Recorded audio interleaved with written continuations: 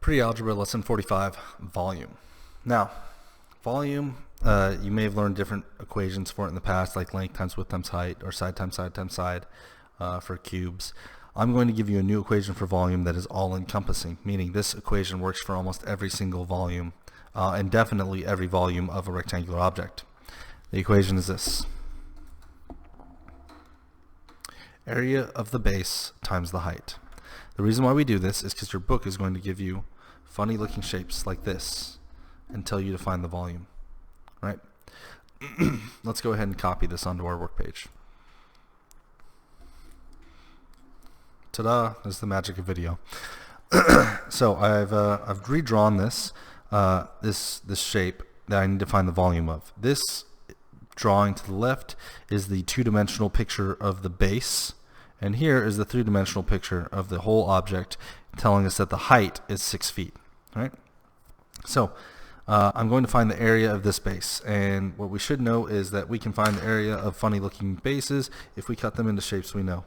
This one cuts nicely into a rectangle and a triangle.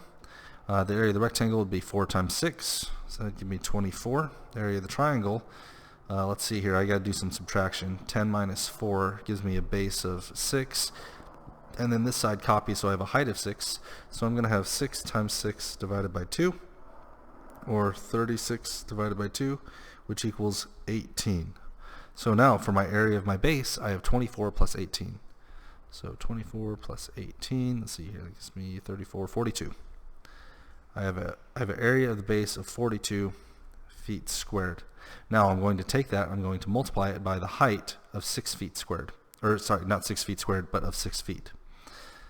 So I do 42 times 6. 6 times 2 is 12. Carry the 1. 6 times 4, 24. 25 with the 1. So 252 feet cubed. Now my answer is going to be in feet cubed because I'm going to have feet squared times feet.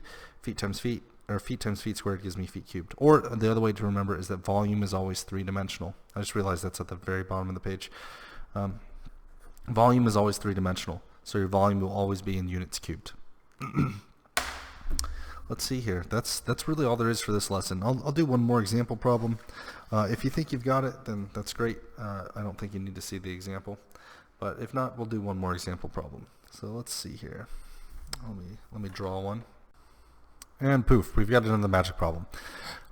So here's our new problem. This is the shape of the base. This is the three-dimensional drawing of the height. And let's see here. We got to find the area of this shape and then multiply that by the height to get the volume.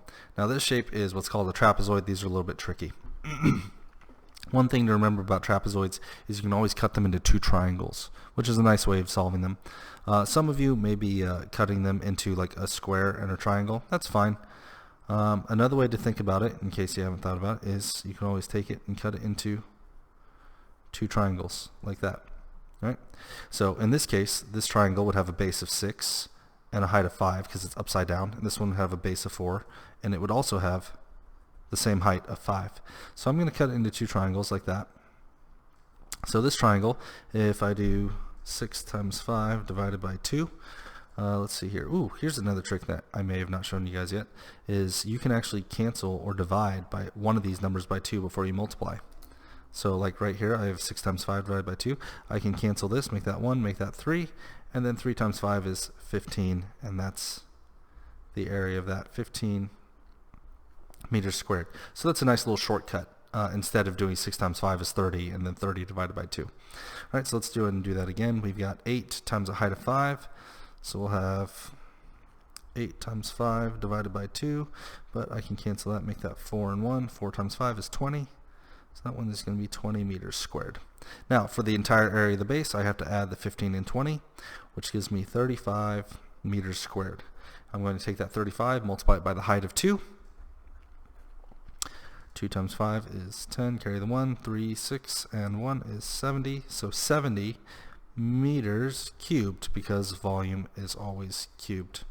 All right, so that's how we solve these problems. Area of the base times the height, super simple. If you have any questions, let me know on the school website, and I will see you in class.